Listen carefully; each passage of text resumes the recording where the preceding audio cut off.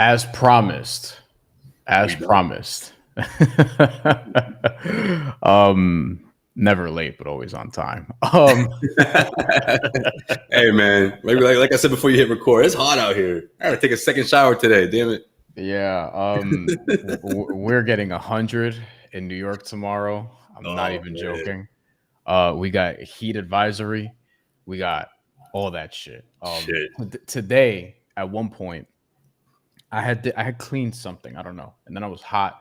I stood in front of my AC, and I was still hot. Yo, that's the worst. It's like, yo, it doesn't get better than like this is the most I can do. I'm in front of the AC. That's funny. Like I'm like, yo, this shit is not doing anything for me right now. Yeah, it's the air, just the overall. It's just different, man. The humidity here is different. I've been feeling this at the beginning of June. The locals are like, this is great. I'm like, this is too much. So by now, yeah, it's crazy. Yeah, I'm not a fan. Josue Pavon is back, as we said, late last week.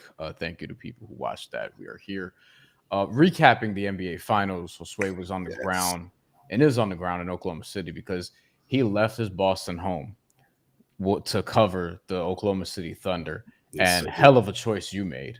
Are you the only reporter who's a back-to-back champion? Man, that's funny you asked me that, man. It's not the first time I got that question, but I'm dying to know. I'm sure someone's done it. I mean, obviously, Someone's done it, I'm sure. teams that have gone back to back, but I like I'm talking specifically about last year and this year. right I two don't know if different teams. anyone Right? else has gone Yeah. from Boston to OKC. Oh no, that's never happened. I'm sure. I could say that with confidence, at least from a beat writer perspective. Maybe in the early days of the Thunder, but man, I haven't seen it in the past decade or so. But it's funny you ask me that because my boy Sherrod Blakely, back in Boston, he was telling me how man, he's been in the game 20 plus years. I mean, he was at Mouth of the Palace, so he's been around. He was like, I can't think of one person or one reporter that's done that. So. Yeah, man, it's been a cool back-to-back for sure.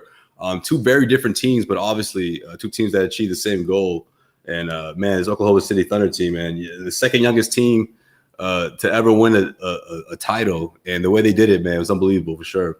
I don't want to start with Tyrese Halliburton. We'll get there. But I do want to talk about him because we have to, man. That took me out of the game for like the rest of the first half. I was disappointed. I tried paying attention. I felt like a ghost. I was like, you got to be kidding me. Yeah, you know what I mean? Like we got robbed. I was watching the game. I cursed. Like, I was like, "Fuck!" My fiance ran in. What happened? Tyrese got hurt. She's like, "Oh shit!" And we stood there and just watched the. And you knew right away, man. But yeah, we'll get into it. Yeah. All right. First off, Oklahoma City Thunder gets their first title. We're not counting the Sonics title of 1970. Was it 8? No. It was in the 70s. We're not counting that. 79, close, I think, right? 79, 78, one of those. All right. Now I have to look it up. Now I have to know, right? Now I have to. Yeah, I can't. I just know because the OGs, man, the Celtics OGs back in the day used to say that's how Dennis Johnson got to Boston because he had won a championship with those guys, and then obviously he went on to Boston to lead them to another title. 1979. Yeah, 79. I knew it. 1978. They got to the finals and lost in 7 to the Washington Bullets. So I was off by one game. Not even just one game. Okay, so Oklahoma City gets the title. You're there, you experience it. They didn't have to, unfortunately, do much offensively. It's been one of the narratives, and I agree with that. And just sort of looking at the box score here. Indiana, I mean, if you watch the game, you know this, but Indiana just had a tough time offensively without Tyrese Halliburton for most of the game. Oklahoma City did what they did defensively, or do what they did what they do, whatever. Gilgeous-Alexander won MVP. Just what was your biggest takeaway? Like, what are the things that? Because I like focusing on, okay, what did we learn from this? Because we have our priors, we have our predictions. Stuff actually happens in sports. We're surprised all the time. Right. I don't know how much we can take away from this individual game, but I do think this encapsulates like this great season Oklahoma City had. Like I have my my suspicions on what could or may not have happened or whatever for Game 7, but ultimately the best team won the title. The best team from start to finish won the title is how I feel. So where are you at with Oklahoma City this year? And you got to see it up close. So like, what you had to experience. I think they got back to their identity, just being a force on the defensive end of the floor. And obviously that gets the fast break going. That gets everything going in the sense of what makes things easier for their offense. And obviously SGA has a big part of that. But I feel like in this game, what we saw from Chet Holmgren was exactly what these guys needed. I mean, getting it done on both ends of the floor, but specifically on the defensive end, which I feel like the Indiana Pacers were really kind of, I don't even want to say just targeting him, but just going through him. And I feel like he had a really tough time keeping up, especially in that game 6.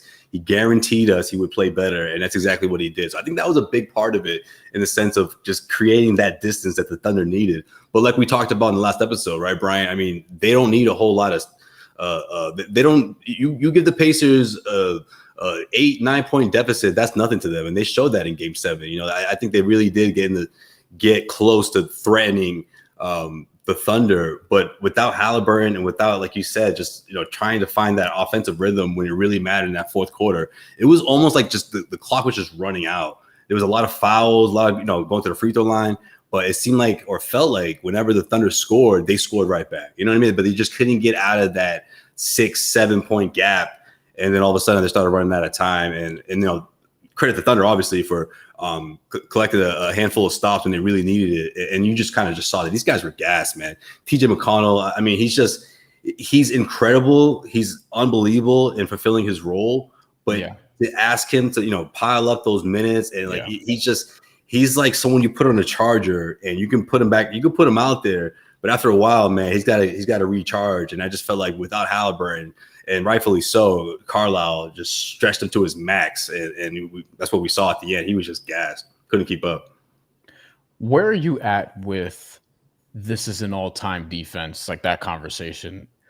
Is this an all-time defense to you? Because to me, it feels like, I mean, the case is there. And I don't want to say like this is definitively the best defense I've seen since like the 04 Pistons. It feels like a lot to like process. It's 21 years. It's a long time, but it is the best defense I feel like I've seen in years. I mean, where are you at with how historical this defense was? Because it's like you have several all defense level dudes or guys who are going to be all defense if they haven't been yet. Like Caruso, we already know has been there a couple of times. Chet Holmgren, we project is going to be all defense for a number of years if he stays healthy. Jalen Williams has that capability, obviously, and he's already all NBA. Gilgeous-Alexander, I don't know if I don't know if Shea's going to get all defense, but he's like a good defender. Cason Wallace, I think, will be all defense at some point in his career. I just named like Lou Dort also, who I thought should have been Defensive Player of the Year this year. Like I was just going to say, some people would 6-7 dudes. Yeah, some people would say that he's sort of the future Lou Dort, so to speak, in the sense of taking over that role at some point in Cason Wallace, right? Yeah, I mean, it's unbelievable. This guy, the first 2 seasons of his career, like the Thunder had been that team, and then all of a sudden, like now he's a champion, and he was a part of that starting lineup, throughout the finals and a key role on this team. But yeah, man, I mean, like you said earlier, I think you're dead on, man. I think this is, historically speaking, probably the best defense we've seen since that Pistons team. And I know it's weird when you think about it that way because of how young they are and how experienced that Pistons team was. But when you look at the way the NBA is today and how it's changed so much, I feel like 1 through 5, they have the Thunder, right? Have so many weapons that can adapt to today's NBA. The modern style of running gun, 3-point shooting, 1 through 5, you name it. Like Isaiah Hartenstein can run out there and defend. If you got a big that likes to shoot threes, same thing for Holmgren. He can also, Hartenstein can protect the rim, so can Holmgren. And then the guards in the backcourt, I think that's where it really gets tough for opposing teams, especially teams that typically have, that go-to guard that they rely on for scoring. The Celtics the Thunder rather put so many. So many. Damn, I can't believe I just said that. Damn, I've been so good, man. I haven't done that in months.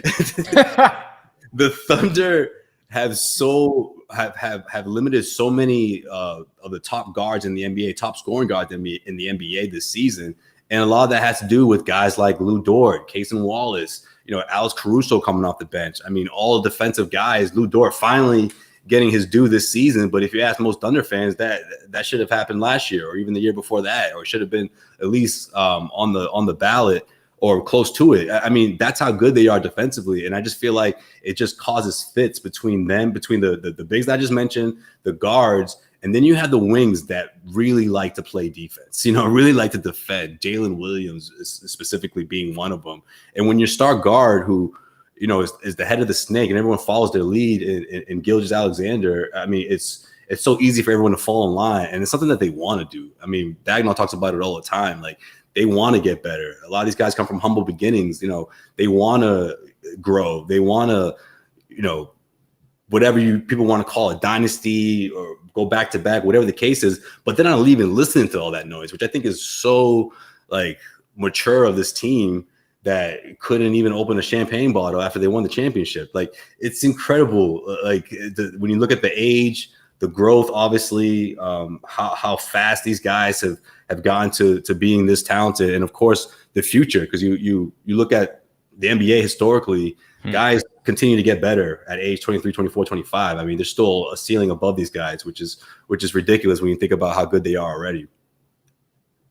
Well, let's do that now. I am very fascinated by. Yeah, I didn't want to get ahead of myself, man. And I hate having this conversation, especially after Lou Dort just won a championship. But when you start pulling out payrolls like this, man, like that's kind of the guy that people are starting looking at. Like, he's probably the one to go if there's the first one out of that starting five that we don't see on the Thunder anymore. So we're not projecting cap space for the Thunder, or really, I mean, it seems like only the Nets and the Pistons might have space.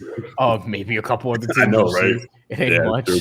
And teams are obviously going to be running scared of the second apron, and they should, because that shit is a monster. But yeah, man, especially the small markets, man. People are a little scared over here. I mean, not now, but they know that train's coming. Oklahoma City won't have to deal with those problems quite yet. But here's the thing: everyone, they're the favorites to repeat. We've had a few straight years, Denver, Boston, and now Oklahoma City, where people are like, "Oh yeah, that team. Like, who's going to beat them?" And there's always an answer, because Denver fell short against Minnesota, Boston fell short against the Knicks, which, as a New Yorker, I kind of think if you play that one again, I'm not sure it goes down that way. But still, I don't think I'm gonna get a disagreement from a Boston guy. But still, I mean, I don't know. Like, people can say what they want about, obviously Tatum going down was devastating, but did the Celtics still win that game if Tatum wasn't hurt? Oh, they would have. Yeah. No, they would have won that. But I'm just saying. You think they win that game? You think? I don't know. No. I'm saying the Knicks would have finished out that game if Tatum didn't get hurt. Yeah. But I'm just saying, if you play that series 10 times, I think that's one of the few times the Knicks. Oh, gotcha. I thought you meant Celtics coming back from a 3-1 deficit. No. Okay. Although if Tatum were healthy, I gave him a shot. Not a great shot, but a shot. Same. Force a game 7, right? Yeah. I think after game 2, I was like, oh, the Knicks are probably going to win this. And then after game 3, I was like, oh. And then game 4, the injury happened. I was like, yeah, they're cooked.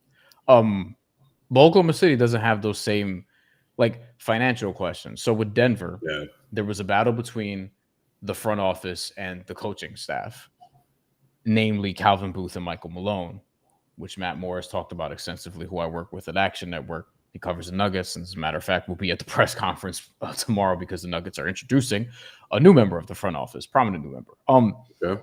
The thing is, that situation got dicey because there was a disagreement about, okay, Michael Malone wants veterans. Calvin Booth wants Michael Malone to play the young guys and develop them because they could become pieces, like a Christian Brown has, like I believe a Julian Strawther will and a Peyton Watson will, but they weren't ready yet, and Michael Malone wants to win now. So that was a sort of friction there, among other things. Basically, they didn't spend to sort of keep their run going. Boston did. They broke down, and now they're going to probably shed salary because that team is very expensive. And also, Wick ends up announcing, yeah, we're for sale after winning the championship, to which I was like, oh, that team's not going to stay together very long. And now with Tatum's injury, there are some questions. All of which is to say, long preamble, Oklahoma City doesn't have any of those questions. They have youth on their side. They're clearly better than everyone else. I don't know what's it going to take to beat this team, Josue, but that's not really where I want to go. I want to tee you off on this, or tee you up for this.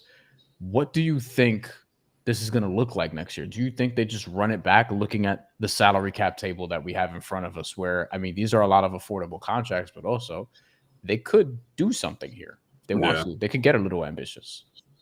Yeah, I mean, it'll be interesting, especially when you look at, I mean, the draft capital and all these picks that they have. And, you know, obviously they'll go through the process of figuring out who needs to spend time in G League and all that. I mean, Oklahoma City Blue, you know, they've produced a lot of the players that you see today, right? So it's a very, including the coach, right? Mark Dagnall. He moved up from there. Lou Dort came from there. Alex Caruso started there, went around the NBA a bit. Came right back, so it was a heck of a full circle moment for him. But I mean, was Aaron Wiggins there? Aaron Wiggins was there, not a long time. But then you got guys like AJ Mitchell, who was a second round pick, didn't get a whole lot of playing time during the playoffs, but didn't spend any time in the G League.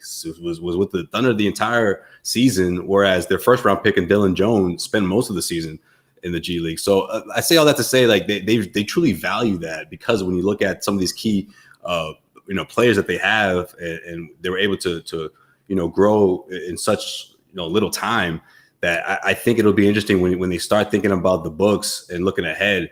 But I don't know if that's something that's going to happen next season. It could. I mean, if a trade presents itself, if there's an injury or something, you know what I mean? Like if they look into upgrade one of these spots. But like I said earlier, I mean, Lou Dort is certainly that guy, just because there's other quote unquote Lou Dorts they can kind of insert there for more than half the cost.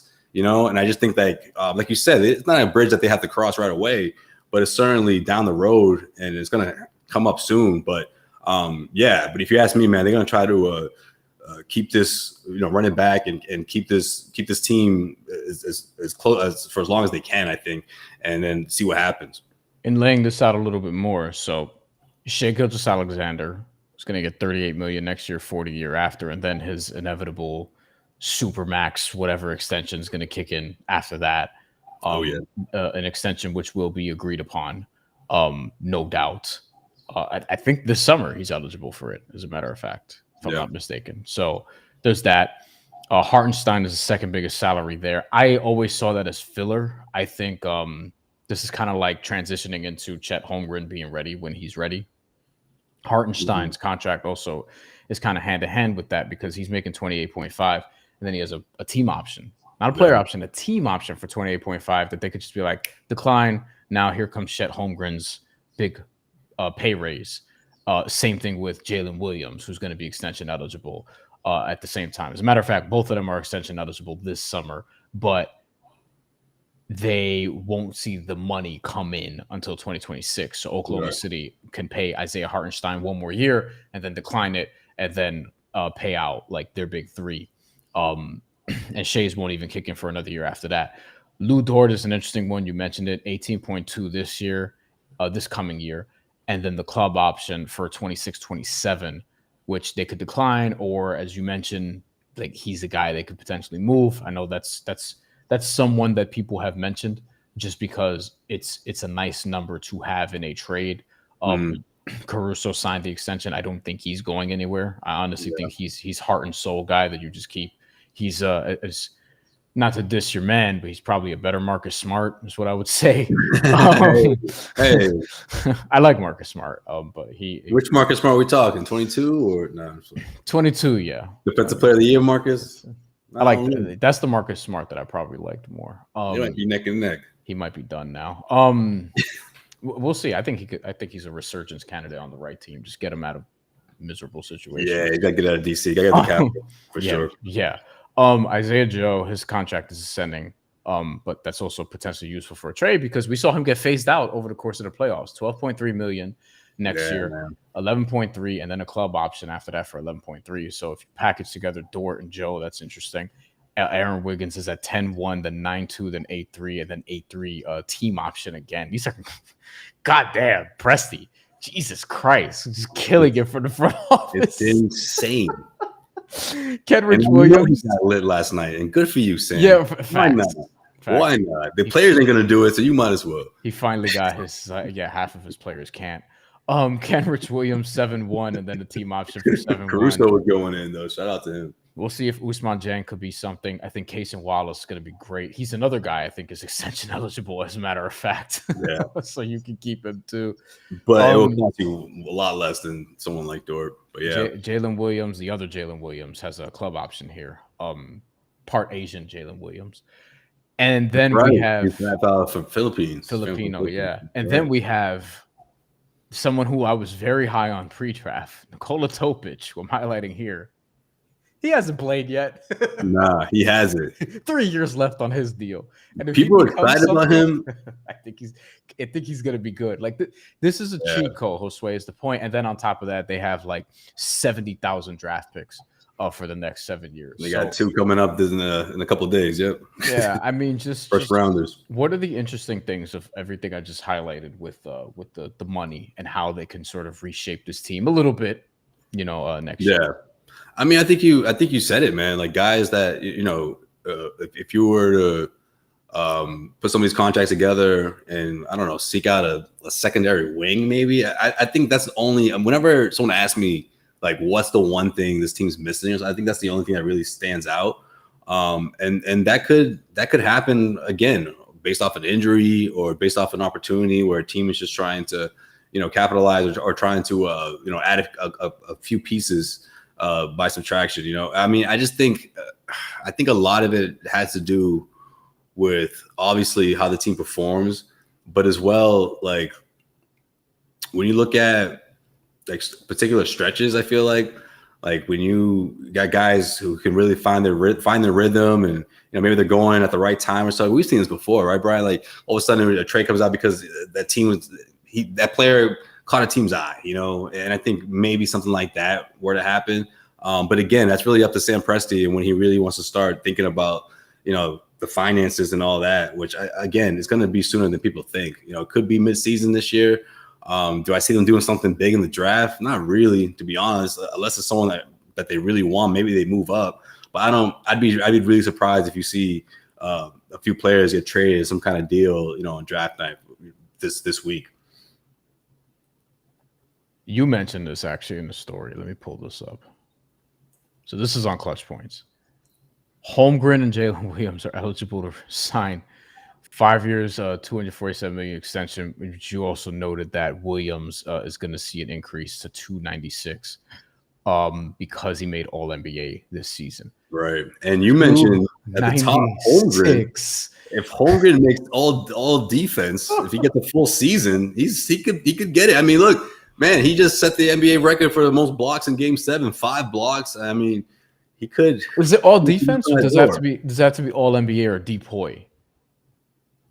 I think it's all NBA. Oh no, yeah, you know what? Yeah, you're right. No, you're right. Yeah, all NBA. All NBA. Right? Yeah, you wrote it right here. MVP, All NBA, defense. All NBA, but All NBA is interesting because honestly, if he doesn't get hurt, I honestly thought he was on track to have an all-star season, man. And I know it's a small sample size. I know it's only 10 games. He got hurt. He was out for 2 months and came back.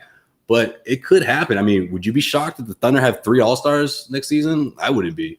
So, I mean, all-stars kind of puts him in that conversation of making one of these all-NBA teams, but we'll see. Yeah, that's so interesting. God, yeah. But yeah, you're right though. Defensive Player of the Year would be huge. I'd be surprised to be honest, because it's just Wemby and so many other guys out there. But yeah, all one of these all NBA teams, man. You never know. One of the 3. And then Shea's eligible for, I think it's 4 for $293. Yeah, I think this is the number. I also think he could potentially wait and get like a Bleacher Report said 5 for $380 as Supermax. Just it's 60, 70 something a year for insane, man. Like this is where it's going to get challenging, right? So if you're wondering how does anyone stop this team, like this is how you do it. It's just it becomes too expensive, right?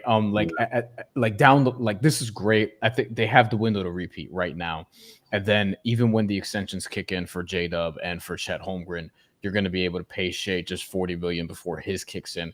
And then 27, 28 is when that's going to be a question. So for right now, they're champions, but that's when I don't think this is going to be 5 years in a row. I think we're past that, or I don't think we were ever there. But you know what I'm saying? I know what you mean. But I think that's what it is. But for now, I mean, they have to be the favorites. They're the best team. We'll shift to Indiana now. Tyrese Halliburton. I'm not gonna do what ESPN did and basically pull up the video, but I know what's up with that, man. they did that a lot. So Like many they were times. doing that a lot. They kept replaying it. But Tyrese Halliburton officially injured his Achilles, ruptured his Achilles. We will pull up the ESPN story because Shams reported it, but I mean we also knew that this was going to happen. McAfee must have been pissed last night. Huh? Forgot he's a Pacers fan. He's an Indiana guy. Yeah, he got the crowd all riled up one of those games, and Thunder fans didn't like it. So we have a note from Shams. He'll likely miss Tyrese Halliburton. Likely miss all of next season. See, this is the disheartening thing is like, so Damian Lillard, who's older, ruptured his Achilles. There's a chance he comes back, but Achilles is not something you want to or can rush, really. Especially at 36, man, 35, Oldsy. Yeah. And then you have, after that, you have Jason Tatum, who he ruptures his in May, and that one was tough. Don't know if he's going to come back next year. I wouldn't bank on it, but there's a world where you start to see progress, and then he makes it back like in March or April before I was playoffs. thinking that, late March, early April. Achilles is really a 2-year process from the standpoint of like, even if you do come back and say a year, you're often not yourself. Like there are going to be some outlier examples, but like Kevin Durant went back to being Kevin Durant. He also sat for a year and a half. Right. That's the best example, though. That's the best. With the COVID year, by the way. Like he got injured in June, as we all remember in the NBA Finals 2019. He didn't play for the Nets until like December of 20. And that's when the season started. Yeah. Because even in the bubble, it was like, "Oh, could he come back?" And then they were like, "Nah, he ain't gonna play." You know, like, and it's like, what were the Nets honestly doing? Like at that point, it's like you're not. Why would you? Why even risk it? So Halliburton, given that he's hurt so late into June, we have a couple of comments. I'm actually gonna get to those in a sec. But Shams says of Tyrese Halliburton that he'll likely be out, and I think he probably sits next year, but we'll ultimately see. The calf strain and all that stuff. Just tell me about the vibe in the arena as you were there. Was it one of those things where everyone was just like, because it felt through the TV, no one knows how to cheer, what to say. Like, what was the vibe like as it happened? I mean, unfortunately, Brian, there's a lot of cheering because he was down. It was a turnover, right? So I feel like it took the arena a little bit to realize, like, oh no, he's hurt. And then when he was, slamming the floor with his fist, that's when it became clear. And then, man, the entire Pacers team pretty much went over to him, man, which I thought was really telling as to just how concerned they were and how just the way he screamed, I feel like really worried them. Even obviously, Coach Carlisle went over there, and it's just unfortunate, man. Even some of the biggest diehard Thunder fans would say the exact same because you obviously they want to see their team win, but not like that. I think we got cheated a bit of seeing that classic Game 7 guard showdown between him and SGA. I actually wrote about who's going to have that big moment, and obviously we didn't get that. And I think we do if he doesn't get hurt. Do the Pacers win? I'm not sure. I'm not quite sure, but I think it would have come down to the wire. The way I saw it was, the Thunder put together a few stops similar to what we saw, in Game 7, but with the score much closer and with Tyrese Halliburton out there, it's unfortunate, man. I was just talking about how I did a hit for Boston Sports Radio, and I was talking about how NBA has to address this, man. They have to at least go and look in and do their research as to why is this happening? Why are star players going through these devastating injuries in the postseason after an 82-game regular season, after a round or two of the playoffs, competitive basketball? Some of these guys are playing every other day, and I've always been an advocate for seeing the NBA not cut down from the 82 games from a business standpoint. That's just not going to happen, for being realistic, but adding a week or 2 weeks, you know what I mean? Like, stagger these games a bit. I just think the NBA, like, if you talk to most doctors or people who are around, sports science, they'll say like the body's not supposed to play full basketball games 4 games a week, let alone with the way the NBA is nowadays, and its pace is faster than ever, or at least faster than it was in the 70s.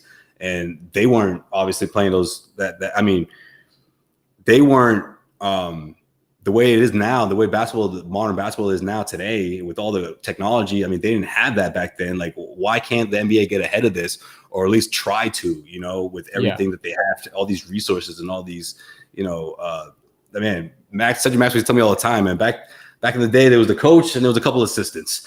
And now you got trainers, you got, you got 2 rows of assistant coaches, you got personnel who are shooting coaches who are hired for specific coaches. things. Yeah. Like there has to be some sort of research or some sort of effort by the NBA during this offseason to try to address this and see what's going on. Okay. You teed me up for one of my favorite things to get pissed off about. And then I'll get to the comments. I do think they should shorten the season. I don't think they will because of the money, as you mentioned. But one of the things that I always mention when it comes to this is, I know injuries could be freaky, but we all know that they're happening more often than ever. And that's just across every sport. That's not even limited to here. It's like that in baseball. It's like that I feel like in boxing, even a sport like boxing, believe it or not. Guys fight more nowadays, right? Or is that just way less. Way less. They fight less in boxing? The problem is problem is they're training hard and too hard at times, and then they're getting hurt and barely fighting, and political reasons or whatever. But regardless, in football, I feel like we're seeing more injuries in football than we used to. But we'll stick to basketball here for the purposes of this shit. I think even in pro wrestling we're seeing more injuries, but that's another story for another day. Oh no, those two schedules crazy. Yeah, and it used to be worse. It used to be crazier. So with basketball. With basketball, the best teams in Europe play in a season across all competitions 60-something, maybe 70-something, maybe like 80+ games, maybe. But oftentimes it'll be in like the 60s or maybe 70 or something along those lines, like the best teams. Right. These games are also spaced out more. They play fewer back-to-backs. They don't travel as much throughout Europe, and they're 40-minute games. They're not 48-minute games. Yeah. And they also play deeper rotations. It's common for teams where their best players playing not even 30 minutes a night. Whereas in the NBA, that's every team has multiple guys basically playing. Pretty much the starters playing 30 plus, yeah. Mine is a guy or two, maybe he hits 28, 27, but for the most part, they're playing 30 plus. And if you look at the Knicks this past year, for example, oh man, your boy has his favorites. Jeez, but this is the difference. And when you look at just those different things, and guys in Europe, injuries happen. They're not happening like the way that it happens here. Same thing in Australia, and those seasons are shorter. In China, the seasons are shorter. In Puerto Rico, the seasons are shorter as well. Like everywhere else, and in most leagues, the minutes are shorter, or the minutes are fewer rather. But regardless, the best teams are not even often playing a full NBA game's worth of a calendar season or a calendar year or whatever. And on top of that, you have 82 plus preseason, plus the playoffs. If you play a playoff round and preseason, that's already at 90 because you have 4 preseason games. You'll have at least 4 playoff games if you make it to the playoffs. We know that more than half the league makes the playoffs because it's 16 teams out of 30. So you're talking about half the league, more than half the league playing 90 games.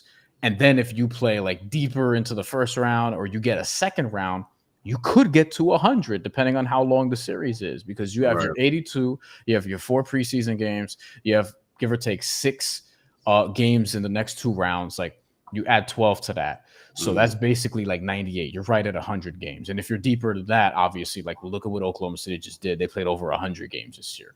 So did the Pacers, probably so did the Knicks, probably so did who was to the Western Conference Finals? Minnesota. I went blanking on that. They got they lost in 5, but regardless. And I was gonna say, man, the Thunder they got got lucky. I mean, yeah, Holmgren was a tough loss, but I mean, look at a lot of these other teams, you know, with that lost more than with one the player. injuries. Yeah. Yeah. The point of it is though, like I think, and then on top of that, this is the other piece to get to that's worthwhile. The game is faster than before. The game is much, much faster. Indiana plays a taxing style of basketball, even though it's very finesse. I mean, look at the way that first quarter started, man. It was, it's like fun to watch. Don't get me wrong, it's fun to watch, especially for Game 7. But it's hard to do that. And some NBA teams will be like the increase in injuries. Some people around the league believe it's the lack of practicing because you're not building up your muscles in that same way. And some other people, that's a good point too. Yeah. Some other people like me will say, well, a lot of these kids are also coming into the league a little more worn out than they used to be because they're not playing multiple sports. They're just specializing in a sport growing up. They're playing that sport 12 months of the year. They're playing high level, high leverage games at a very young age, 5 games in a weekend because of whatever the schedule is. It doesn't have to be AAU. I'm not going to label it AAU because we have different sneaker circuits and tournaments and this jam and classic and all these different things that you've covered. Just going into it. So like it's a combination of all these different things sort of meeting at the NBA level. And it wasn't common before to see guys in their 20s and women in their 20s blowing out their Achilles, tearing their knees. Like it's kind of crazy. So I think the league has to really take a look into it. Maybe it's like you said, spacing out schedule, but I don't know if that's going to be good either because then you're just making the grind kind of longer. The real answer is just making the schedule 70, 68 games or something along those lines. Yeah, I'm with you, man. I just feel like the NBA would never do it. But I don't think they are either because even yeah. overseas, like they space it out more, but also like it's not frowned upon to compete in Eurobasket, which is going to be this summer, the AmeriCup, which is going to be this summer, Afrobasket also this summer, and the Asian Cup also this summer. Like you can do those things while playing in your team in Europe. You can also play in like the World Cup qualifying rounds that are periodically through November and February and the summer. Like you can still do those things because you're playing shorter basketball games, not as many minutes, 2-3 games in a week. It's spaced out better. Yeah. Like they just have a better formula out there in different parts of Europe. It's not just Europe, period. And also Australia and Puerto Rico, et cetera. But yeah, I think with the NBA, it's just they need to just do something different. And I don't think they're going to do it because money. Like that's ultimately what it comes down to. So you think their attempt at it was the NBA Cup? No. I think that was just to make the regular season like matter more and earlier. And I like the NBA Cup as a concept, but they adjust the ratings during NFL season. Yeah, I feel like there's no way you can really. I mean, but anyway, that's beside the point. But those long breaks for teams that don't advance, I feel like that was sort of like they try to kind of address 2 things at once. I don't know, but like obviously it's not enough. You're like, and they've tried. They've cut down back-to-backs. I think travel was a big part of this. Like the blood clot thing was scary. You had Damian Lillard and Victor Wembanyama having blood clots, and some people came out, from a medical field and were like, "Hey, these guys are flying a lot." Not that that's why, but like that could be a contributing factor. And also flying often at shitty times. You finish up a game in your time zone at 10. You have to do media. You have to eat and all these different things. You have to, bus it back. To hop on a plane to go to the next city. Yeah. You're landing in that next city at like 4 a.m., 3 a.m. sometimes. You're going to bed like how late at that point? 5, 6? Like, like this is a common thing. And we're just kind of like, yeah, I mean, it's the NBA, whatever. But it's hard. It's hard to do all that and play 4 games, 48 minutes, hard.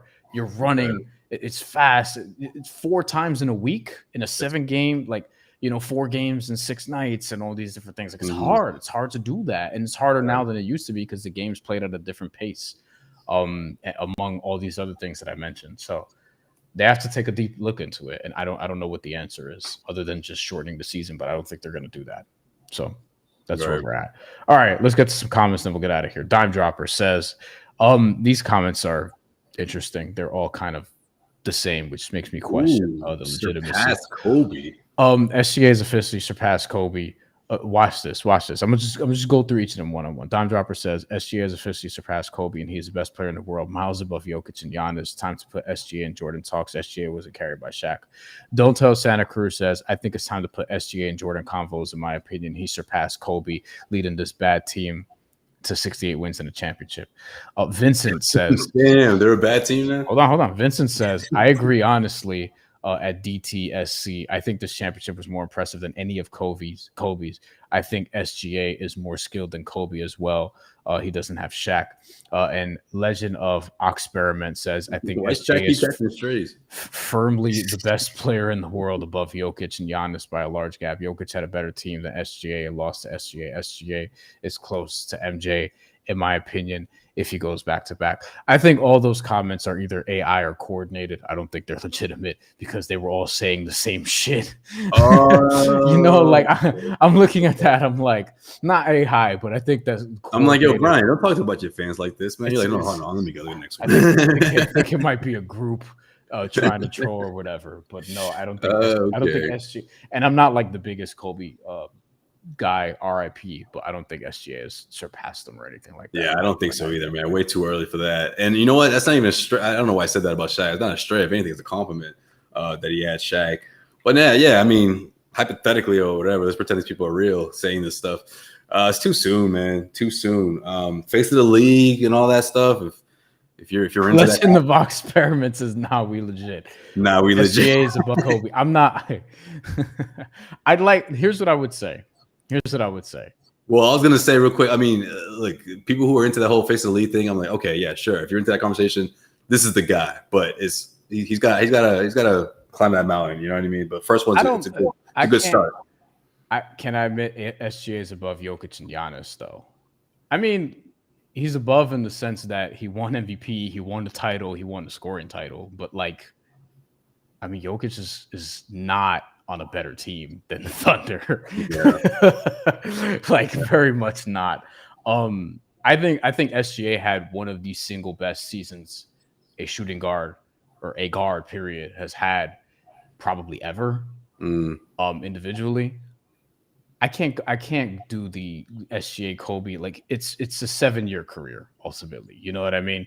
Yeah. If he keeps doing this, then but I personally don't like having just like a guy who is like 6-7 years into his career. Like I kind of want to just let them go throughout their journey, whatever. Like I don't want to. I can't do the all-time thing yet. I can't yet.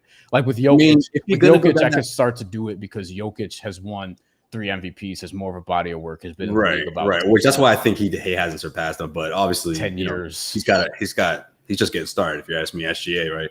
But no, what I was gonna say is that's the point. SGA is just getting started. It's not fair to him.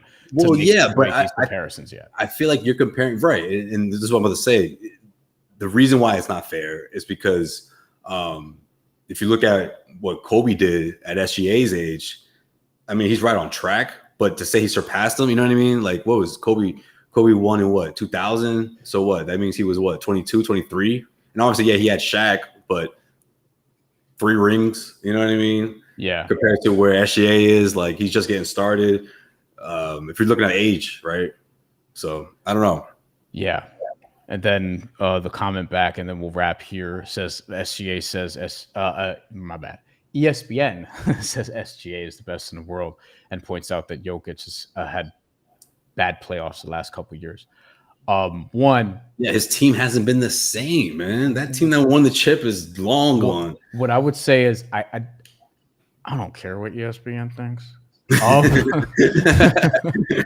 I think they have some great, like Bobby Marks was awesome. I love Jorge Sedano's work, Legler, SVP, a lot of people. But like, I mean, yes, you're going to say SGA is the best player in the world after winning a title. I don't care either way. Like, give him the best player of the world title. I think that's fine. You know what I mean? In totality, though, like I do think the body of work kind of matters. But if you want to give SGA the crown right now, like that's cool. I also wouldn't say Jokic had a bad playoffs the last couple of years. I think as we mentioned at the top, as I mentioned at the top, there's some extenuating circumstances with or has been with that team, with that front office, and what appears to be some sort of disconnect that Jokic is trying to carry and navigate through.